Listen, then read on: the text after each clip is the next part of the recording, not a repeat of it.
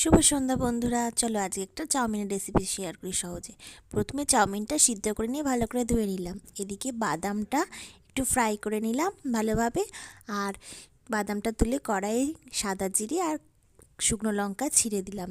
আর এদিকে আমি দুটো আলু লম্বা লম্বা করে চচ্চড়ি যেমন করে ভাজা ভাজা করার মতো করে আলুগুলো একসঙ্গে ভালো করে নেড়ে নিলাম। মানে ভালো করে ভাজা ভাজা করলাম, একটু লবণ এবং একটু হলুদ দিলাম যাতে একটু কালার আসে, কারণ এটা তো সব ভেজিটেবল দিয়ে করা হচ্ছে না, শুধু আলু আর বাদাম ভাজা দিয়ে। এবার দেখুন ওর মধ্যে বাদাম ভাজাটাও আমি দিয়ে দিলাম আর চাউমিনটা যেটা আমি সিদ্ধ করে রেখেছিলাম ওটাও দিয়ে দিলাম। ভালোভাবে মিক্সড করে নিই। আর সবসময় কিন্তু চিকেন চাউমিন বা অনেক রকম মশলা দিয়ে চাউমিনের থেকেও এই চাউমিনটা ভীষণ ভালো লাগে। আমার মা বাড়িতে বানিয়ে দিত, তাই আজকে মনে হলো। আমার হাজব্যান্ড ওই সস ডিম ছাড়া চাউমিন খেতে ভালোবাসে না, তাও আমি নিজে করলাম আজকে। অনেক দিন খাইনি তো সেই চাউমিন, খেতে কিন্তু দারুণ হয়েছিল। আর একটা কথা, হ্যাঁ, আমি কিন্তু অল্প চিনি দিয়েছিলাম। এমন করে বাড়িতে আপনারা কে কে ট্রাই করেন?